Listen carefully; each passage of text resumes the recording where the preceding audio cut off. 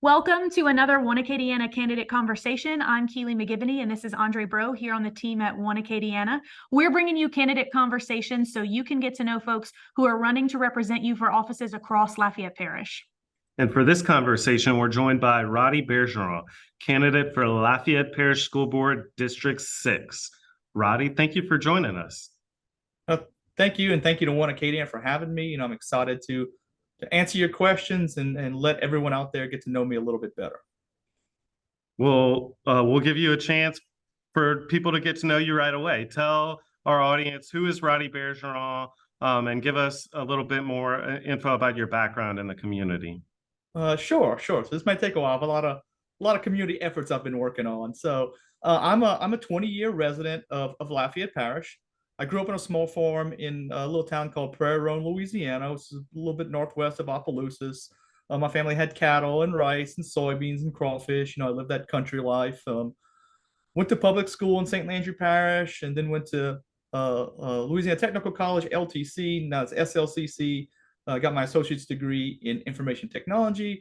I hold many cybersecurity and information technology certs, including Microsoft Engineer and certified cybersecurity analyst certifications. My first job was actually working in the St. Landry Parish and East Carroll Parish school boards, helping implement technology in classrooms, so working with educators implementing technology. After that, I worked with an audit team at a local CPA, doing audits for government hospitals, banks. I mean, you name it.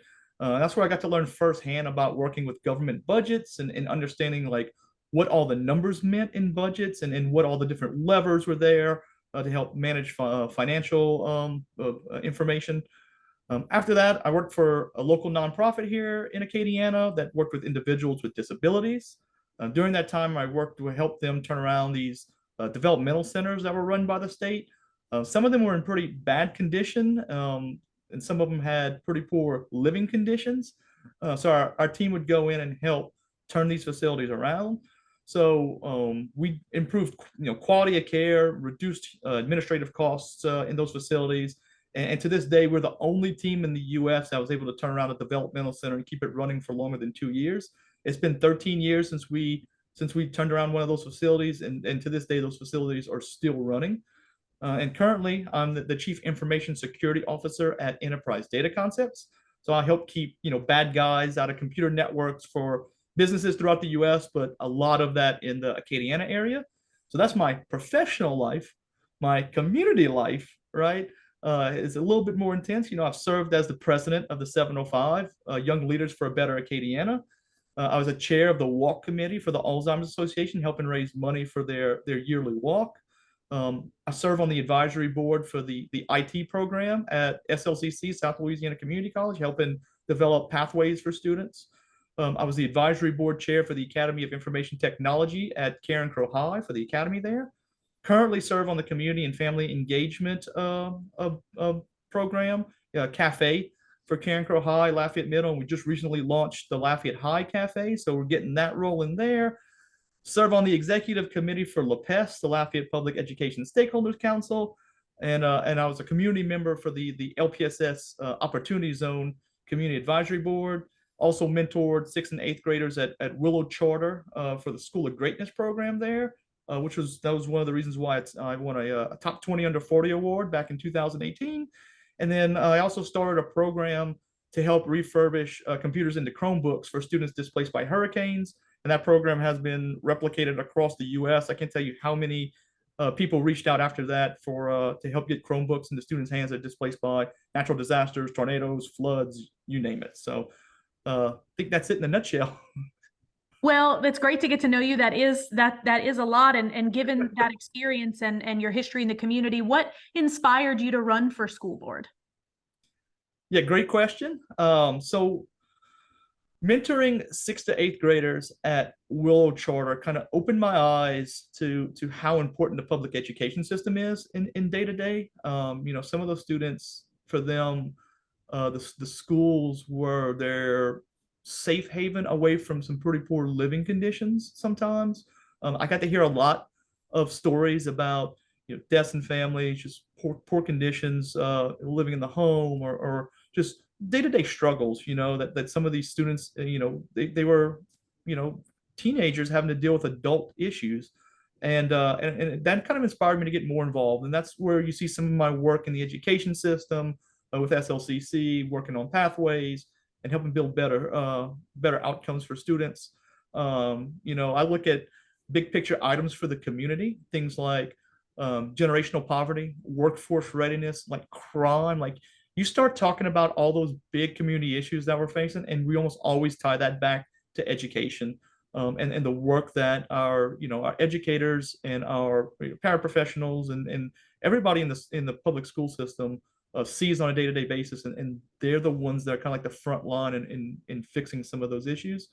So I saw a need to get more involved and ultimately run for school board to help pave some pathways for some community involvement to help teachers and help educators and help students out have a better life and have find that pathway in life no matter what it looks like.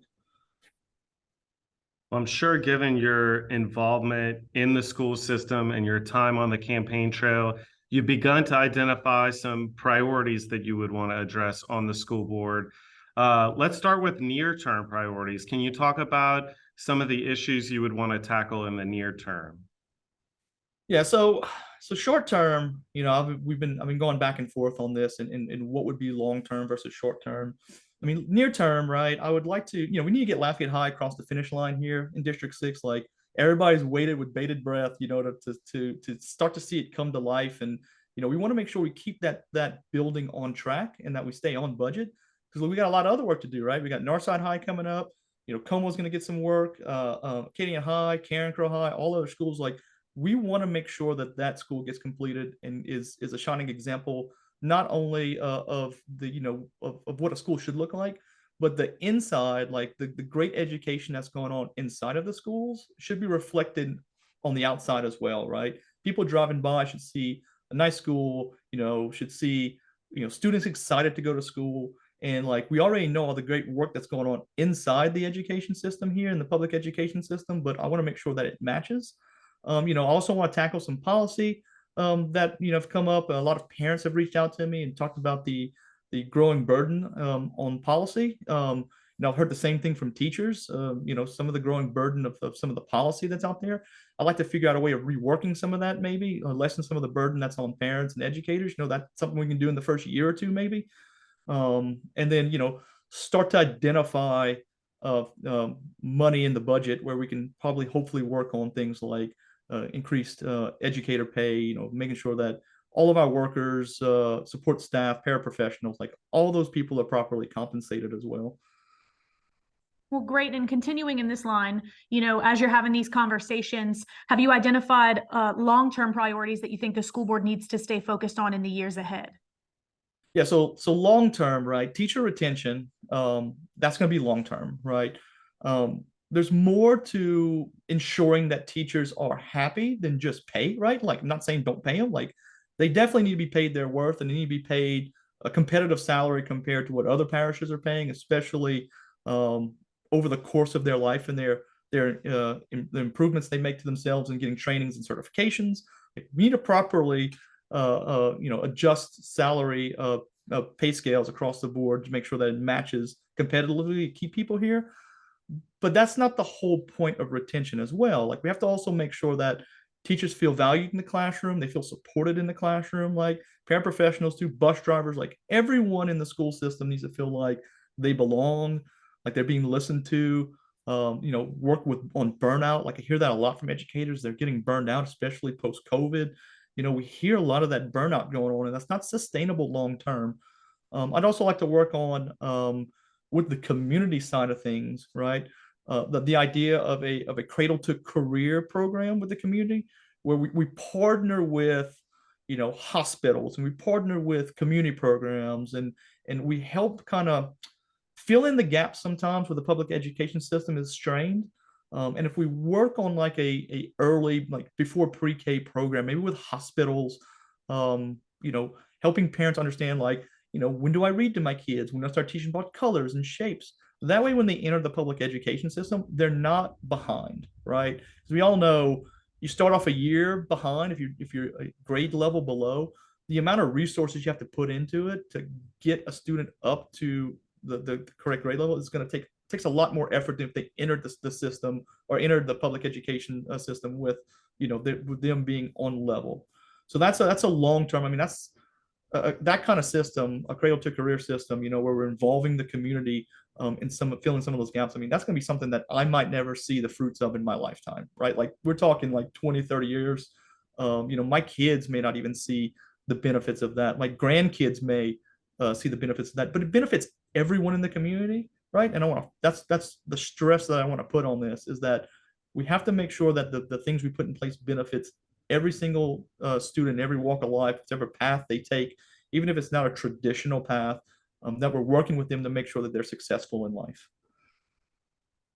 Well, if the school board does their job well, and if we do our job well as an economic development organization, hopefully we can continue to grow the population in Lafayette Parish. Yep. And hopefully we can tell families who are interested in moving here all the great things happening in our public schools. If you were talking to a family who is interested in locating in Lafayette Parish, what would you tell them about public education in the area? Yeah, another great question, right? So a group of us has been working together too to talk to what we call boomerang people, like people who have left and came back, or people who have left and they're thinking about coming back or aren't coming back, and like what's the drivers there. And the biggest one I found is that, families, right? People with kids who are going to be in the public education system. 10, 15 years ago, we had some real big issues in public ed. The last 10 years, we've been trying to slowly turn those issues around. Things are getting better in the schools.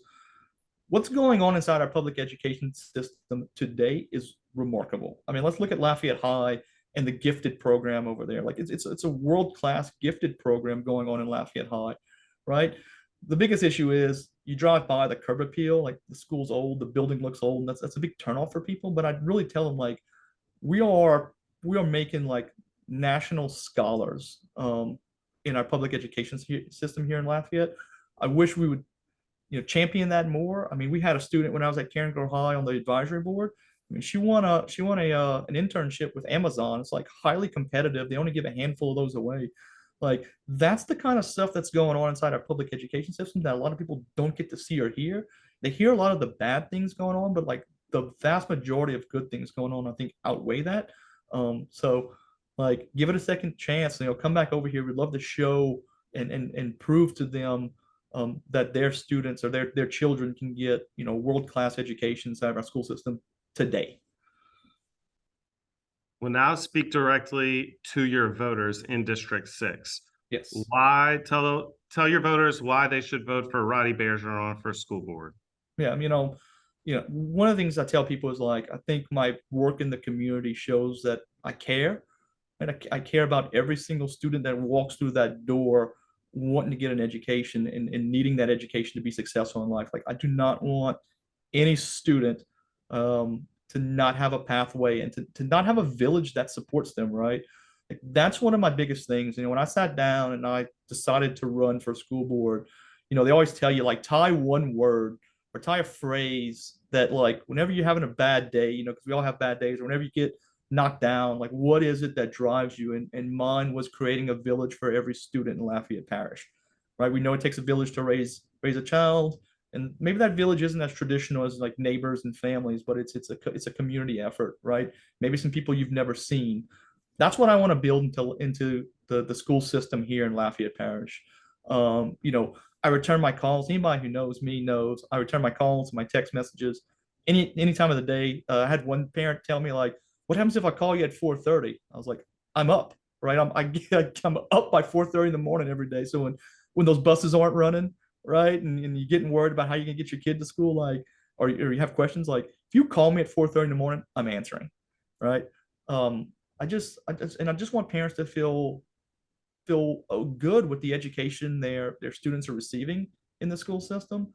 Like that's what I want to do, and I want to get that clear with everyone that it's not just about the students that are going to succeed, that have a good pathway. It's also about students that don't have traditional pathways, making them sure that at the end of the day, that we make them educated and productive members of society. Like that's all I really want. Well, great. And it's been great getting to know you. Thank you for spending the time to help the community get to know you. And on that note, our last question is, how do voters get more information on Roddy? How do they engage? Sure. So I have a website. So if you go to roddybergeron.com, so that's RODDYBERGERON.com. You can learn all about my platform. You can learn all about me. My cell phone number, that's my personal cell phone number, and my personal email address are on that website. You can text that number, that's my number. You can email that address, that's my address. I respond directly to you. I don't have anybody managing that email address or managing those phone numbers for me. You get me directly. Social media, you can find me on Facebook, Roddy Bergeron. You can either add my personal page or add my campaign page. I'm super accessible. I try to be as accessible as possible. You can find me out and about in the community. I'm always out and about, working in our community, either through education or through partners like One Acadiana, through the 705. I'm always there. I'm also at all the school board meetings. So every month you'll find me at the school board meetings. You can track me down there too. Well, great. Thank you again. And everyone, that was Roddy Bergeron. He's a candidate for Lafayette Parish School Board District 6. Roddy, thank you so much for joining us again today, and good luck in October. Thank you so much. It's an absolute pleasure being here.